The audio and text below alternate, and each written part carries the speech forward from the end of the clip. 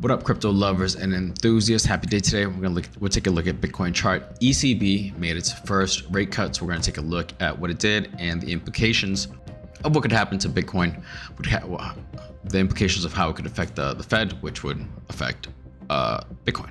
All right, so we're going to try to connect all those dots. Take a look at the inflows. Did we do 17 days in a row of inflows? Yes, we did. We're going to take a look at that, and I'm going to give you a commentary on capitulation, an indicator. Capitulation indicator that I have seen recently. And that indicator is people being upset. I'm gonna go over all that information. I bought a new meme coin called Omikami. We're gonna take a look at that one. I have been mentioning Omikami, but I finally bought last night at the hype. But we'll take a look at the charts. And in the miracles happen every day section, we're going to take a look at GQ, which used to be called Galactic Quadrant. It's called something else, and that chart looks like it's finally woken up. And so without further ado, let's do this.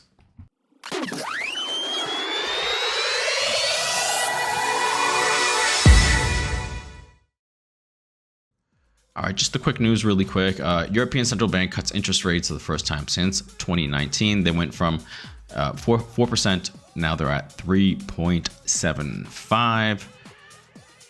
The ECB president, Christine Lagarde, said inflation has eased enough for the central bank to start lowering rates. That's interesting. Will the Federal Reserve follow suit over here in America? Remains to be seen. How did Bitcoin take that news? It's a red day, but we're still kind of holding this area. It's not going to be that easy to just kind of get through the area that we're at. It's good that we're holding 70,000. It's good that we're up above 69,179. It's also good that we have seen how many days? 17 days in a row of inflows. You can see them all right here. This was the 17th. I'm sorry, not the 17th. This was I believe the 5th. 6-5. Yes, I think so. I believe this was the 5th. The day before, we had the second highest inflow day ever. Obviously, this one right here on the January, February, March. In March, somewhere like 12th or something along those lines. We had a higher one, a bigger inflow day. But previous to 2 days ago was the second one. So that's good. 17 days in a row. That's good. A lot of interest. I thought I just read that Australia ETF now has 24 Bitcoin. That's also positive. Where did I see that? All right, here. Australia's first spot ETF, monochrome Bitcoin ETF will do. No, not that. Right here. Holds 24 Bitcoin. Australia's monochrome Bitcoin ETF. That's cool. This guy Hodl 15 Capital's got a lot of information on the ETFs, and you should definitely, if you're on Twitter, and you should be, if you're in crypto, definitely give him a follow. Okay. What else did I want to talk to you? Okay, now let's go to the charts. Guys, what can I say about this? Okay, this area is supremely important. I know yesterday around $72,000 could trigger us getting through this, but do we even get there? We haven't gotten to this line up here since over here, March 11th, 12th, 13th, 14th. 13th and 14th, we made new all-time highs, and then after that, we just dropped off. And since then, since that day, we've only really gotten relatively close to it once on April 8th, and since then not really. And right now we are as somewhat close, right? We're fairly close. Do we have enough steam to go through, or are we going to do what we've done when we've been at these levels, lose 69,179 and come back down and test the bottom part of this channel? We've done it every time, right? Every time. Is this time different? Well, the ECB thing helps, right? People are going to get more bullish, more money is going to come into the system. Well, it's going to be cheaper to borrow money, so that will be good, because people will take that money and speculate it, and it will find its way into risk assets like Bitcoin. So all of those things help. If you take a look at it from just previous cycles, right? In terms of time frame, then I could see us dropping down, right? I could see us dropping down because we still have time to kill. So I can see us doing this, dropping, doing this, dropping one more time, and maybe the next time is going to be the charm, and that'll bring us into July, right? July something, the beginnings of July, where we start to moving back up, right? Maybe we start moving back up all of July, all of August, we kind of go sideways and up, right? And then everything starts moving. Faster and faster, and maybe, just maybe, at that time, we might get a rate cut from the Federal Reserve. Who knows? stranger things have happened, okay? But they have to feel that they are in control of inflation. They can fudge the numbers a little bit too, right? They can manipulate it a little bit. So it depends on what they want, what type of pressure is being put on them as well. Although there's not supposed to be any pressure. I know that they don't get elected or whatever, but there's always pressure, okay? All right, so that's how I see this, guys. Bitcoin USD, we're just gonna have to wait and see what happens. But if I had to give you my gut and I had to tell you what I'm leaning towards, I'm leaning towards that, you know, we do break out of here. We do break out of here. Maybe we do spend some time up above 70, 75, 76, making new all-time highs in June, and then maybe even more so in July, okay? Or maybe the first half of June we go up, and then the next half we come back down and test areas of support right here at 73,000 or 69,179, because we still have yet to hold this level. So it does make sense that maybe we do spend some time here holding it, establishing the level before breaking up. Boom. Maybe we don't need to go much lower anymore. Okay, that's another way of how we can waste time, kill time, right, and still be kind of around here. We'll see. Again, we got to take it day by day. But all the other stuff that I look at, man, honestly, that's why my bias right now is more bullish, more up. But again, don't be surprised if we come back down, you know, and test. I just don't see us getting out of this triangle from the bottom side. I don't know if we even get down to the $61,000 to $62,000 level, right? But maybe we come close, 64, 65, 66, right? Something like that. I could definitely see that happening. Again, we have time to kill, so that's kind of where I am at with everything there. But things do look bullish, I gotta say, and my bias is right now towards the upside. All right, now, let me just make a quick commentary about interesting groups, interesting communities, right? I have seen, and here in Telegram and in my Twitter, people just hating Veracity, people hating Trias, people hating not so much hate on Sin, but questioning a lot in the group chats, like, what's up with the price, blah blah blah. And then they start saying, oh, it's because of this, and they start fudding, they start saying different things about the projects that they don't like, but they're just essentially nitpicking, and really what they're doing, saying they don't like this, that, the other, what they really don't like is just the price action. Okay, that's all it really is. But technically, I mean, fundamentally, Sinverse is a sound project. Okay, these guys are working hard. They have a working concept game. Okay, it works. They're only improving it all the time. Chart looks also very bullish. But I mean, people that we see this drop, you know, since March 10th, they're upset about this. They're upset about this. They're not upset about anything else. Same thing with Trias, right? People are just bored. People get scared, and they start fudding. They're upset about this since the beginning of March. They're upset of this drop. They're upset that Trias is at $77.23. Okay, that's what they're upset about. They're not upset about other stuff, really. I mean, they're using other stuff as a reasons, but the real reason is just the price action. Okay, fundamentally, this project is extremely strong. Okay, and fundamentally, and eventually, the technicals will match the fundamentals, meaning the price of this project and Sin, for example, and Veracity will go up.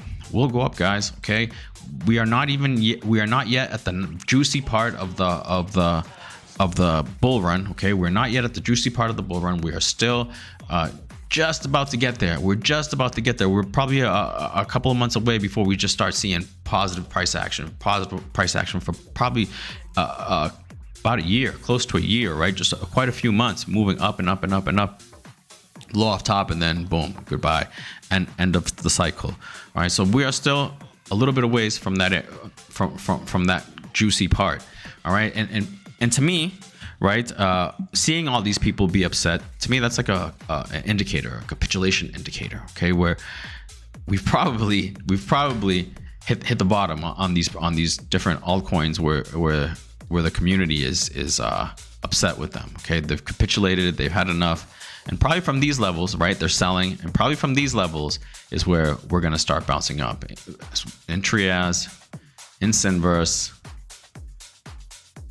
in Veracity, all right?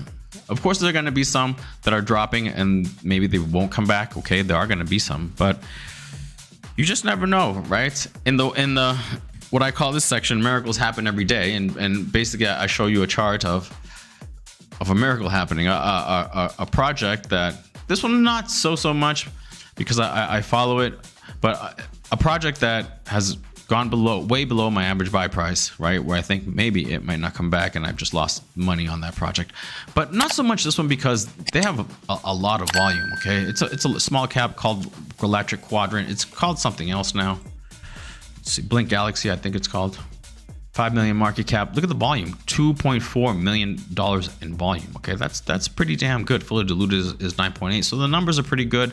The game looks interesting. I follow people on Twitter that talk about this project a lot. They really like it, so that's why I held off. I didn't sell at a loss. You know, I could have just capitulated, right, and been like, all right, let me just take out what I can, but I didn't. And miracles happen every day because today and yesterday, look at what happened. Boom, boom. It even got back up above this triangle. It even got me to take interest in the project again, really, and add some additional lines here. It's a falling wedge, right? We've fallen below the wedge, but it's pretty much a deviation from this top part of the wedge, right? Like the top part of this descending line, right? Check it out right here, right here. We deviated, we dropped all the way down here, and then we came back up. Boom, boom, boom. We deviating, and now it seems like we're going to come back up here. Could it be now that on this final part of this triangle that we eventually break through this area, which we haven't done since 16th of February, and then back into this channel where the good part happens, where we could finally come back up here?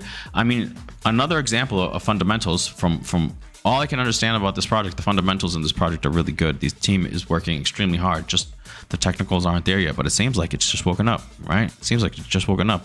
When I thought all hope was lost at 3 zeros and a 6-1, now there is some hope at 3 zeros and a 9-7, and at the wick at 0.001. All right, very, very interesting, very, very cool.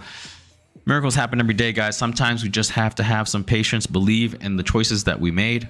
All right, and well, like I say, miracles happen every day. Now let's take a look at, I gotta go to deck screener for this, because we're gonna take a look at a meme that I've been mentioning to you guys, that I've been watching it, and I bought it yesterday, and so I guess I bought the top, but no big deal.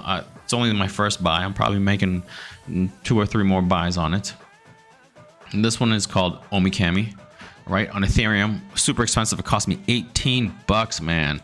When it went down here, it was like to do transactions was on Ethereum was probably like a few dollars, which is great for Ethereum, horrible for other chains, but great for Ethereum. Where up here yesterday, basically at the height, it cost me $18, a little over $18.